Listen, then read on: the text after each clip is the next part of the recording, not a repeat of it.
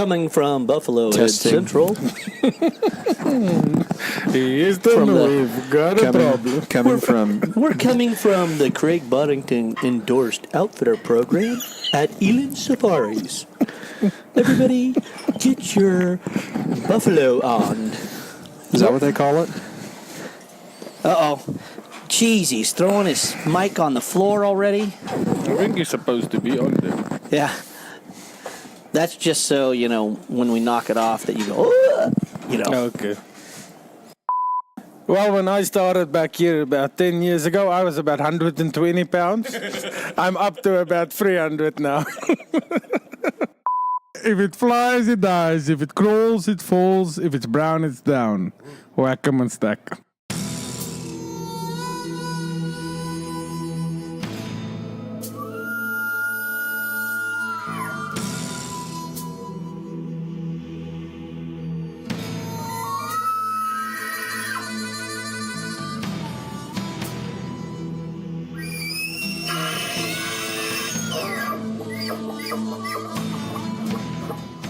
Welcome to the RNA Outdoors podcast, fueled by Ripcord Arrow Rest and First Light Hunting Apparel. At RNA, we are public land DIY conservationists that love to share our passion for the outdoors. So join us and our team as we interview professionals in the industry to share insight knowledge that helps make hunters and anglers more successful.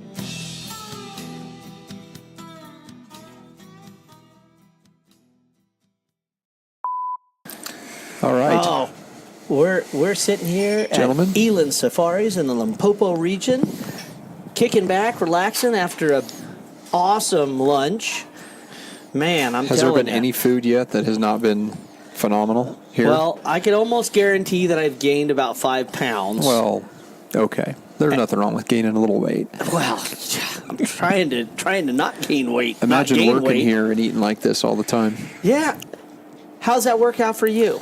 Well, when I started back here about 10 years ago, I was about 120 pounds. I'm up to about 300 now.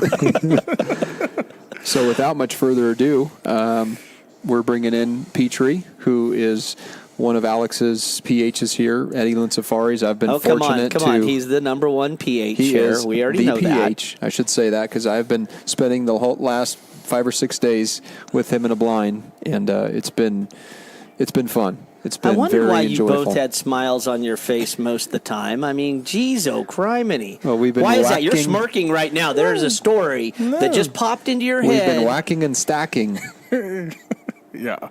as Petrie would say. So what story popped into your head right when I said you're smirking? No, hunting is fun. You should there's enjoy no- it. there's no doubt about so that. you should have a smile in your face. Wow.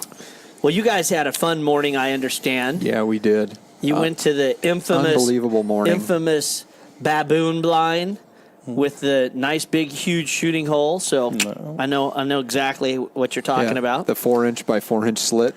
Just about. It was 7.5 long by the 4-inch, but We were driving up, and I was looking at the blind thinking, That's okay, where do I small. shoot? yeah.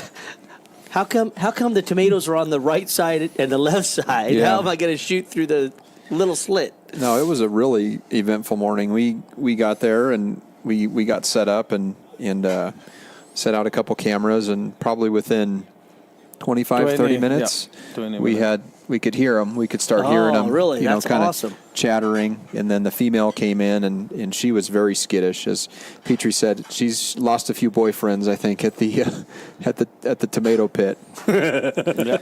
So, Well, when mine happened yesterday, they all ran behind us, and then I heard the secondary male doing the and I looked over at Alex and I said, "He's doing the happy dance." Yeah.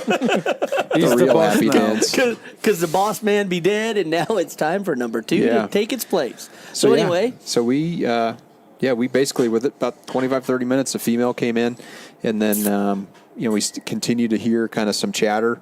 And then as I had sat down, I had readjusted my camera, and then I saw another one silhouette towards the back. And Petrie immediately goes, "If you get a shot on him, you shoot him." So he basically went to the first pile of tomatoes, grabbed a couple. She came in, wedged out, and then he basically walked around and came within, I figure, 15, 20 yards probably. 20 yards. 20 yards. And Petrie was sitting there, and I was in the back. I had my little balaclava on, and I drew back, and I was down when I drew, and I drew back, and I stood up, and I just set my pin right on the right edge of that slit, and I couldn't see him. And I turned around, I went down, and I looked, and I saw on Petrie had his video camera open going. so I could see what he was doing on that. And when I saw him take a few more steps, I popped back up, and that's when I saw him come in. So I took one step up, and my stabilizer was probably that close Half from an inch from the actual blind, and he gave me a front shoulder shot and just pinwheeled him. And the only thing I remember is after I shot, I remember seeing he must have spun, because I saw the arrow hanging out, and what I thought was the arrow hit shoulder and stopped, and I'm thinking, how does that happen? How does that happen, right? That small of an animal, yeah, exactly. So when he ran away, he ended up throwing the arrow, and he ran off, and of course you saw the dust flying, and then all of a sudden he just dirt napped it hard 50 right into yards, the tree. made a tumble, somersault, backflip, all in one. Yeah. Well, since we're talking about tomatoes and stuff, tell us a little bit. I mean, the rancher seems to absolutely hate the baboons. Why is that? Because they're a nuisance. So they have to, all the farmers here must, at least on each farm, on each field of tomatoes, pumpkins, watermelons, whatever they've got on the field, have one guy looking after that field. So that it's like one guy, that's his 24/7 whole surveillance. job? Yeah, that's his only job. He walks around those fields 24/7. Normally there's two, one in daytime, one at nighttime. Because in daytime it's baboons and monkeys you have to keep out, and at nighttime then it's normally bush pigs, warthogs, not that much, porcupines a lot. They're the most devastating. Porcupines, really, are the... Because they take like a butternut squash, they'll take one bite, walk to the next one bite. Oh, my gosh. yeah, So they're a nuisance. So for the ranchers, I mean... They're like, get rid of them, please. Yeah. Wow. Baboons as well, but baboons is a big problem. Even on the tobacco, they'll go and the grow tip right on top, they break that off and they eat it, and then the plant dies. So basically it ruins that whole plant if they get a hold of it. And, man, you guys were talking, you only had a couple that were working in that area when I looked up the first time, there was 30 of them that literally bum rushed. How long did it take for you guys? I mean, you guys sat in the blind. I mean, kind of maybe talk about your story a little bit. Well, really, it was pretty fast, too. We got there and we pulled in, and what was funny is the day before when we had been there, as we pulled up, there was warthogs and other animals on it. When we pulled up this time, there was like nothing. It was desolate. And I started thinking, man, we kind of botched it the day before, and maybe there wouldn't be anything showing up. And then we got in the blind, and I remember grabbing my book because, a lot of times you got a long sit in the blind, so I took a book with me. Yeah. I only got like a page and a half into my book, and Alex goes, baboon. I mean, so I think a total, including the shot, we were in the blind less than 35 that's minutes. pretty consistent. Because like I said, you said in the mornings, that's the only thing that comes around here. Because in the afternoons, I know the kudus and steenbok, duiker, late afternoon, they'll go in there. Gotcha. Well, and like I said, afterwards, it was just pretty phenomenal for me. I mean, I've been trying to kill one for a while, and I know a lot of people are like, I don't understand how you haven't killed one. But, to me, they're such a smart animal that they don't normally get taken advantage of like that. And when the whole tribe comes in and there's 30 of them, man, all those eyes there, you could see them just devouring stuff. And I was thinking, man, you get a troop like that of 30 baboons that run into one of those fields of tobacco or tomatoes or pumpkins or whatever. And, I mean, they're running big, huge center pivots. That's what I found pretty cool. And so they'll plant a huge center pivot. And if they could run in there and hit a row, man, they could demolish a whole row. Easily. They'll take 20 yards by 20 yards in about 5 minutes. Wow. Just go in there, grab handful, run out of the field again. And if you're looking at from a farmer's standpoint of maybe that's let's say a 100-acre plot that they're running there for everybody to understand, and they could run in and basically eat like 2 or 3 acres, well, Yeah. guess what? That's 2% of your crop In that's one day. gone Yeah, in that's one a- little time, right? that's a I mean, big they run deal. in, eat everything, and boom, they're out of there. If the guy that's watching the place is on the other side, Yep. he's trying to chase That's them off. what happens. Yeah. So, So baboon, like Petrie, what does someone look for when they're trying to harvest a baboon? I mean, when one came in, I couldn't tell the difference of a male or female, and of course, females can't be hunted. But what do you look for in a male baboon? No, In just terms of- the body size, mostly. That it's a mature one, and then if you shoot one, you hope he's got his top and bottom both canines all day. I've shot about 50 in my life. I've only shot one. That's that perfect teeth, and that's the one here on top. well, Wow. Normally, they break off the fighting or biting stuff. They always break at least 1 or 2 of the canines. well, and I can attest that. I mean, do you see the teeth on those things? I Yeah. mean, they're 2-3 inches. If you pull them out, they're about 3 inches from inside their gum? and then outside at least 2 That's inches. nuts. Wow. I mean, we're looking at a lion skull and a hyena skull right now, and a lot of those, while they're bigger in circumference, they're not that Not long. even that, I yeah. mean, I look at those baboons and think, man, that sucker gets a hold of something. Yeah. It's in deep trouble. Yeah. No, they kill. They even in certain places in South Africa, a couple of years back, they actually went into an informal settlement and grabbed a baby. Really? They were sitting outside in the sun, and the mom was busy washing their clothes and stuff. Ran up and grabbed it and ran off with it, but luckily didn't kill it and stuff. Wow, that's nuts. Yeah. That's incredible. So they get very used to people actually. Really? So they and then they get dangerous because they're not as you can throw them with a rock, they're not gonna run away. Wow. Then they get dangerous. And they're smart too. Yeah. Man, they're smart. I was just like that female. She'd come running in, she'd grab a couple tomatoes, and then she'd get off to the left-hand side. She'd eat them, come back in. So she was very skittish of just standing there and eating on the tomato pile there. Well, So like I said, the she's group been that there, we done had, that.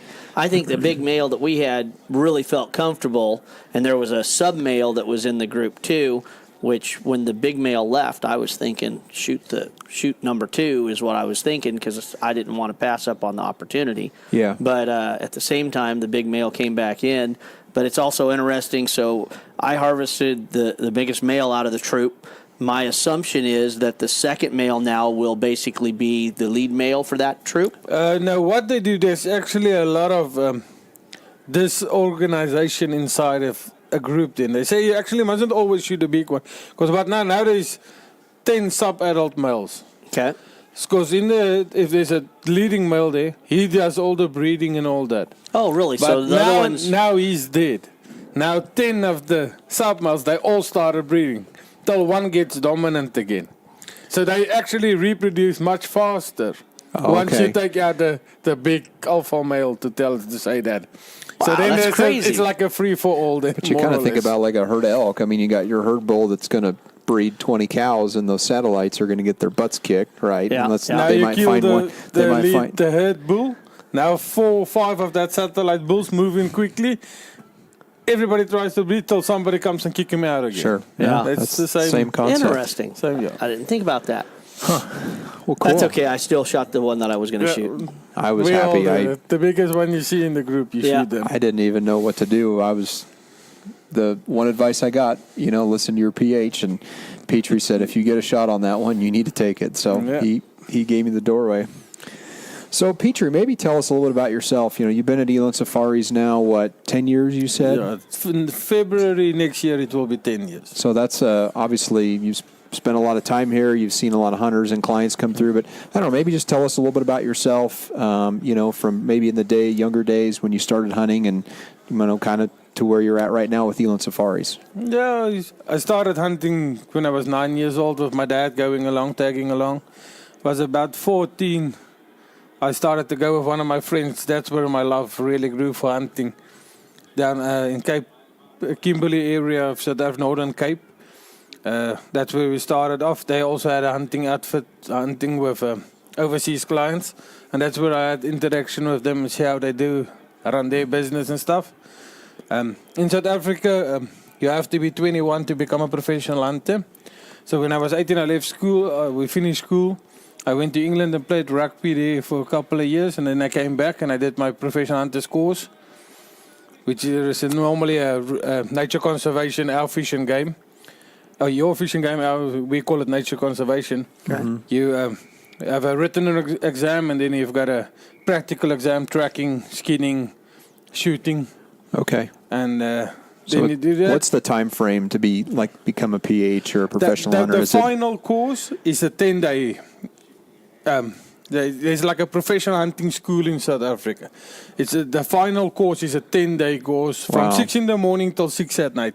But you're not going to pass that in 10 days if you don't have hunted for at least, let's make it 10 years. Sure. There's too much information and knowledge and experience you have to go and do that. You're not going to, I'm going to become a professional hunter, go. Sure.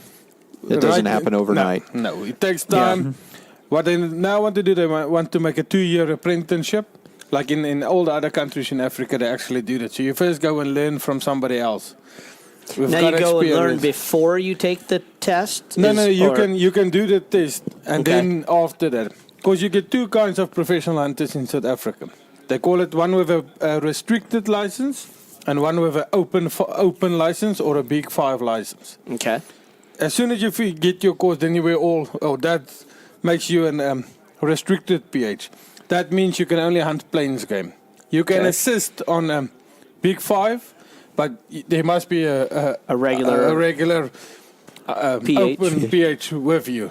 That's that experience. To become an unrestricted or a Big 5 PH, you must do 60 days or at least 3 of the Big 5, whichever comes first. Now, when you say 3 of the Big 5, they have to be different, or can it be... No, it can be 3. Yeah, like 3 buffalo hunts? No, sorry. 3 different species. So you'd have to go a buffalo, buffalo, lion, leopard. Now, leopard hunting in South Africa is closed down at the moment, so that ain't going to happen. Rhinos is a no-go. Yeah. So you've basically left with buffalo. In South Africa, that's the main Big 5 that get hunted nowadays. Yeah. And tell us about your passion for buffalo hunting. I know you and I have had quite a few conversations about it. I was asking you a lot of questions because it was on my list of things to do, but will definitely be something I come back to. But that's really where your passion lies, right, is buffalo hunting? I think it's just the whole vibe around buffaloes. They're dangerous, exciting to hunt. You normally get close to them. When you say normally get close to them, what's your definition? Because we're sitting sometimes at 20 yards on animals, and for us in the States, especially with the technology, with a gun, of course, we shoot things at 1,000 yards, but with a bow, we're proficient usually out to 50 to 70 yards, yet when we're here, everybody's like, no, 20, 30 yards, that's kind of the number the golden number, right? Yeah. So what do you mean when you're talking about buffalo hunting? Let's do a rifle hunting. I'll say close is 60 to 100 yards. I don't think there's any 120 yards. I can't see any reason to shoot a buffalo. Okay. You'll be able to get... So let's use a round number of 100 yards. Is that 60 yards is kind of the break-even spot? Yeah. Bow, then you need to go. I won't let a guy shoot at a buffalo further than 35. Okay. So anything from 20 to 35 yards. So getting next to a dangerous animal up close can definitely... Okay, so what caliber of a gun do you carry as a backup? I carry a 416 Remington Magnum. 416 Remington Magnum. That's a good gun. Wow. So like in a buffalo, like a bow hunting standpoint... are you hunting them in the morning, in the evening, during the day? Like, what's the best time? Tracking, sitting in a water hole. What do we do? These two, you can sit in a pit blind like we've been doing now the last week about, and you can shoot them out of the blind, or you can walk and stalk, spot and stalk, walk and stalk them. Once you see them early morning, and then normally they walk back and forth to water. They will drink, if possible, they'll drink twice a day, so they're not too far from water normally. Mm-hmm. In the heat of the day, they bed down. So you can sneak into them then and wait till he stands up. You can't. I won't recommend a client shooting a buffalo when he's sleeping down. No, because the vitals and stuff is all in the wrong place. Yeah, we don't. Okay. And we then don't do the late afternoon again when they start grazing around, that's a good And time of year, is it better like when it's hot because you know they're going to go to water, or is there a better time of year? If you want to spawn and stock, I'll say maybe a bit earlier in the year where there's still some cover. If it's like now, the grass is just about gone and the trees, all the leaves is on the ground, so your noise factor and visibility, even if you got the best camo that you can afford, it's not easy to. So when you say close. earlier in the year, are you talking April, May? May, end of April, May, June. That will be a good time to do stuff Mental like note. that. Mental note. That will be a good time, I'll say. How many buffalo hunts have you been a part of, or have PH'd on, or just have actually been a part of them? I think that I've been with and assisted, I think 27 now. Any close encounters? Any close calls? Yes, I had one. Okay. I had one that when it was all said and done, it was about 3 feet in front of us. 3 feet. Wow. Not 3 yards, No, 3 feet. 3 feet. When I gave a step forward and I stepped on his nose. Okay. Wow. So, and was that an archery hunter that had shot it, or a rifle hunter? No, it was a rifle hunter. To tell you the story, the guy had ghost rings on his peep sights, on front and back, on a 458. So the problem is that when I asked him what's going to happen, he said, "Okay, now we must get within 50 yards." So it was just about like a bow hunt, you can say. He wanted to get it because he wanted to make be sure close. Yeah. to shoot, because he said he doesn't want to shoot further than 50 yards with them. I said the only problem I saw beforehand is the peep sights on a black bodied animal. That's tough to line up. I'm like, are you going to know exactly where you are? He said, no, don't worry. I've shot between 400 and 500 rounds with this rifle before I came to Africa. So he was happy with that. I said, no, that's fine. So we went up to a condition there close to Kruger National Park, or next to Kruger National Park. We found the buffaloes, and they were on their way to drink water. And there was 2 game trails they were normally using. The local tracker, they told me. One was at 17 yards, and the other footpath game trail was at 44 yards. So basically all inside the 50 yards threshold. You didn't know it's going to be close? No, the tracker is like, they always use the 44 yards. Don't worry, they always use that. Long story short, it came out at 17 yards. So, and what happened, there were 7 bulls. One was a world-class bull. But they all stepped out, he was number 2. And the front one stepped out. And I was standing behind a client and I told him the second one. And as soon as I stepped next to him, the one in front, that's the one we shot, but it was still exceptionally nice bull. And he turned and he looked at us and I told him, take him, he's going to charge. Because he was already quartering towards us. He shot him perfectly. Top of the heart, double lung. And he charged immediately. So he was basically at 17 yards. Your hunter made a great shot, but he just knew where we were, and he charged. I've got chills. At 14 yards, there was a little stump, and he stumbled, and I tried to brain him. And he stumbled, and I went a little bit low as his head bobbed up, and I stunned him. He was just standing there. And the client shot him again. The bullets was an inch and a half apart. Perfect shots.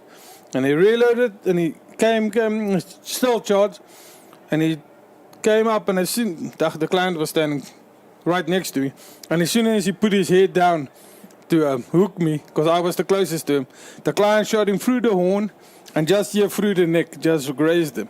And as soon as his head was down, I just shot him over his bosses, where his neck joined his shoulder blade, because you've got a beak, if you hit any of that bone there, you'll go down. And I shot him, and the client shot him again, third shot, again where the first 2 was, and he was done for. But I was just staring like... So basically shot him 5 times. Yes. 2 from you and 3 from your hunter. And then... And they were all good shots. I mean, if you'd had 40 yards, he would have died. Jeez. Yeah. Wow. So and it was, like I said, one of my bullets was my empty case laid on the ground, and the blood running out of his nose just went around it. And when I stepped onto his nose. That's incredible. You know, it's funny. I've heard lots of stories like that, and then of course I hear the guys who say, "Oh yeah, I went to Africa and went out there and thing stepped out at 75 yards. I shot it. It fell down. It was dead. It was over." And I'm like, "Well, that was exciting, wasn't it?" He goes, "No, it's pretty anticlimactic." Yeah. You know, I'd heard all these stories, and then That's a big thing. Yeah. But once again, you get on 27 hunts, and now you've had one that basically, if you guys wouldn't have done your job efficiently, could have ripped your leg open. You could have been in the hospital for the next, 6 months trying to recover from. And I guess that's kind of the mystique of buffalo hunting, you never too, know what's gonna happen. is you never know what's going to happen. But That is actually a professional hunter killed a couple of months back by a buffalo. Heard that. They shot a buffalo and was busy hacking a road to recover it. And another buffalo from somewhere came, got him in this main artery in the yeah, you leg, know, and it bled out. that'd suck. Well, they say, the buffalo between goring and trampling is one of the, highest rates of injury or fatality or death in American hunters coming over. So Yeah. Well, we've heard lots of stories, and there's been some pretty famous hunters that have come over here, and one guy's wife got, basically trampled over and took her 3 or 4 years to recover from it. And, there's a lot of people that have had experiences like that. So yeah. But it's not like everybody. The problem is the whole story about buffalo charge of everybody expects it. And it's like you said, it's like an anticlimax if it doesn't happen. You get him at 75 yards, shoot him, top of the double long shot, it runs 25 yards, death Top's bellows, over. and it's over. And then everybody's like, "No, but where's my charge? Where's that? Where's that?" We heard this thing chasing him down with 12 shots in it for 3 days. I said, "Oh, no, not if you shoot it perfectly the first shot." Sure. Yeah. Craig Boddington actually has got a good saying in one of his DDs. He said something like, somebody asked him about shot placement on buffalo, and he said, "If the first shot doesn't make an impression, the next 12 ain't going to make a difference." And he shot close to 100 buffalo, so I think Sure. we know what he's on about. Duplicates don't count. Exactly. If anyone that would give some good, solid advice, it would be Craig. So Yeah, absolutely. Well, that sounds exciting. Well, I can't wait. Yeah, Jason and I that's going to be on our bucket list at some point. And Yeah. we want to do it together. So It's on the that'll list. be exciting. On the list. The problem is the list is still Still it seems long. it's funny. It's like the list even got longer today for me. Holy crap. I Yeah. was not expecting to shoot a golden wildebeest. Hey, And beautiful animal. all of a sudden, next thing I know, it's like tap, tap, tap. Hey, you want to shoot a golden wildebeest? I'm like, okay. Haven't shot one of those. Haven't shot one of those. Yeah. And here I had his list, right? Well, that wasn't on the list. It wasn't on the list. Now I got a new thing that I have to write at the bottom of the list and then cross it off because it's already been accomplished. No, it was on the list. It just said ask for price. So it wasn't Yeah. on that main list. So Wasn't on- it's one of those. Wasn't Add-ons. Well, yeah, add-ons. Well, I think there's been a few of those in our hunting group. We've actually had a phenomenal hunting group this It's been time. great. We've had some fun sitting around drinking and talking and laughing and you hitting people with mallets and stuff like that. Misty's nose by a good inch.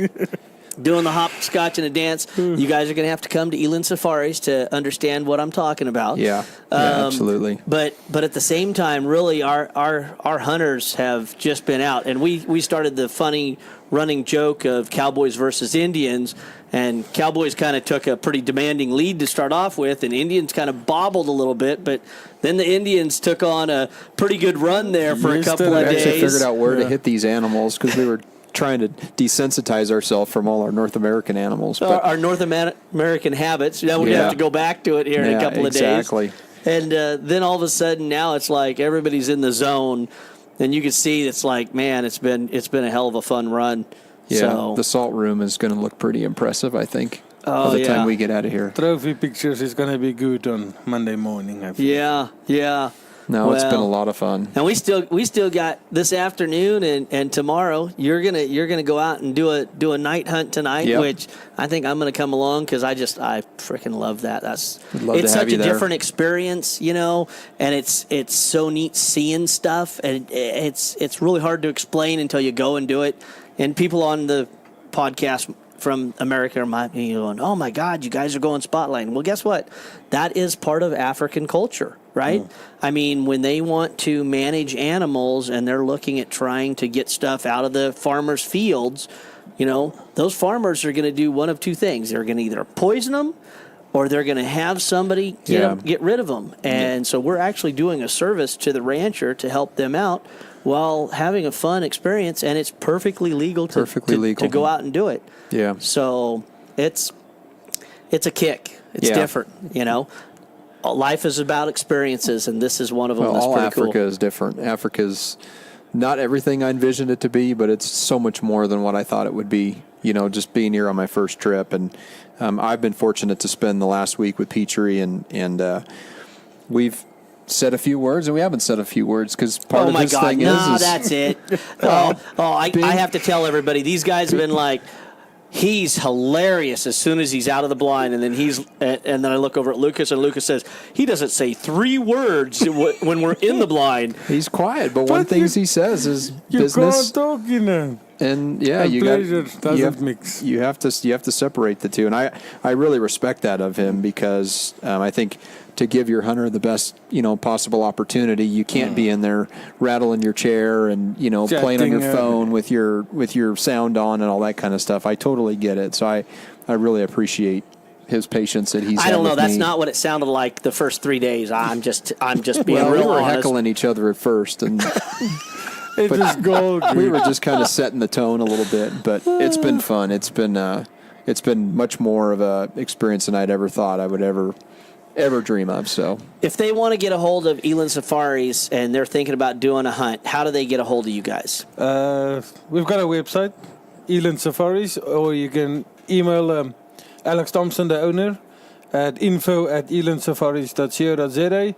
Or they can contact the NRA and get a hunt there. There you go. If they want That's to. Little plug. There's plenty of hunts going on auction there normally at the dinners and stuff. So. Yeah, and you guys have social media. You've got Facebook, Eland Safaris Facebook. Yeah, you there's can another go good look place us to up. Contact check 'em details out. is on there. Yeah. And Lucas, through RNA, you're going to have their information up on your site also. Absolutely. So. We actually just released episode 55, which was of Alex. When Alex came out in January, you and I sat down with him and that was fun. And shoot the breeze for about an hour and a half. And so we released that one. And Alex and Johnny were on the year previous to that. So they're friends of the podcast, been on before. So, yeah, there's a lot of different outlets and opportunities to get a hold of Eland Safaris. But they've definitely been a great partner, I know, with the NRA. And they've made a lot of money for the NRA. Yeah, I look forward to many more years of working with Petrie and Alex and Johnny and helping them out to make this, an exceptional place, which it is. In fact, I think the last time I counted, and this was a couple of years ago, we were at over 400 hunters that we had sent to you guys. Yeah, that's a lot. That's insane, Yeah. right? 400 hunters have come over here and just had a great time, and some of them come back year and year again. Yeah. I mean, you've had clients that have been here 2 and 3 times. Four times now. Yeah. Some of them. So Yeah. And a lot of it's really word of mouth, right? Yes. It's you go to a dinner, you buy the hunt, and then someone else is interested in it, and you tell them, you say you're going to have the best time of your life, right? The hunting sucks, but the food's great, good. right? Well, and yeah, the hunting sucks, but the food's good. I thought that was really funny because I didn't know Derek, right? He's in our hunting group here. Him and his wife, Meredith, great people. I'm really enjoying them. Yeah. I didn't know them from Adam, and I just knew of them. And then when you called up and said, hey, we got a cancellation, and so we started looking for a couple of people, and you sent out a note, and Derek's like, I'm in. And you called me and said, man, I can't believe it. Derek said they got plane tickets already? They're ready to go. Well, come to find out, Derek's dad, I had talked him into going on a trip here just a couple of years back. John. And so it was one of those silly things that he didn't get to go on that trip. And then when the opportunity came up, he was like, man, I'm all in. over it. Yeah. I'm in. Yeah. No, he was all over that. So. Yeah, it's too No, it's too been cool. a great group. It's been a lot of fun. And we still got a day and a half left. So Yeah, it's exactly. still a lot of fun to have you Ain't had. over yet. It ain't over yet. I like Yeah. the way that sounds. It ain't over yet. Yeah. The salt room still has a little bit more room, I think, left in it. So Little bit. Anyway, well, Petrie, like I said, thanks for coming on. It's been great getting to know you. It's been great being here. I just, again, appreciate everything you've done and helped for me on this trip, and it's really made my experience what it is. So thank you. Pleasure, sir. Yeah. Rock and roll, baby. Let's have some more fun. We got a couple more days of podcast. Go get Wyatt a nice water buck maybe today, and then I'm go telling see you, if that, we can't that hammer some. dadgum water buck has been goofy. I thought, oh, this is going to be a slam dunk, and now a day and a half later, it's the slam dunk has not. They know when you're on the list. They know. We had one opportunity today, and literally he came in. It was like he came in just like that, and before we knew it, it was like we were trying to get all of our stuff together, and he turned around and just walked straight away from us right when we got everything set up. I'm like, okay, turn that video recording on. Crossbowing it then? You're right. Wyatt's going to crossbow it, yeah. Okay. He's digging on that crossbow thing. I'm probably totally hosed on that. You just need to He'd be like, break his kneecap or something so he can be handicapped. Then he can actually use one. Well, that's the problem. After I shot my golden wildebeest, he picked up my bow and he's like, yeah, he was trying to pull it and he couldn't pull it. And then after we got done with the photo, I look over and he's standing in the back of the truck. And he's got my release on, and he's got it hooked onto the string, and he's like trying to pull it. Yeah, and I'm like, whoa, I started kind of hollering at him a little bit, and he looked over at me like, got busted. I'm like, look, if you want to do that, let's go to the range. We'll put an arrow on there. That way, if you let it go, it will go somewhere. It won't destroy the bow. But so he wants to see Meredith's bow. So he can probably pull that one back too. 43 pounds. So I'm hosed. You're in trouble. I'm hosed. Yeah. Boys and toys. Boys and toys. More is always better. That's right. All right, guys. Signing off from the Limpopo region here at Eland Safaris. You find them at www.elandsafaris.co. Is that ZA? Yeah. .co.za. Awesome. Cha-ching. Thanks, fellas. Till the next round. All right. Bye. Ciao.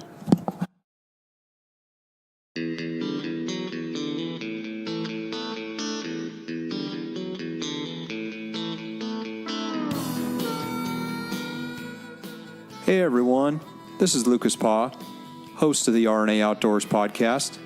Please check out Podbean and iTunes. If you have an iPhone or iPad, go to the podcast app on your device, search for RNA Outdoors, and hit the purple subscribe button. When doing this, it will automatically upload when new podcasts are loaded, and they will download into your queue. For Android users, you can access the podcast through Podbean, Stitcher, or use our website, www.rnaoutdoors.com/podcast. In addition, under the RNA Outdoors podcast channel, please leave a review and a 5-star rating. These reviews help boost our popularity and outreach. You can also follow us on our social media outlets, Twitter at RNA Outdoors, Facebook, RNA Outdoors, and Instagram, Rod and Arrow Outdoors. All links are in the show notes as well. If you like what you've heard, we hope you'll pass along our channel to your friends and colleagues. Keep up the good fight. We cannot sit by and watch the public lands devoted to wildlife protection wither away. There's simply too much at stake. Make your voice heard, speak up, and get involved with conservation efforts, and know that every little bit helps. As we say on the mountain, go farther, stay longer.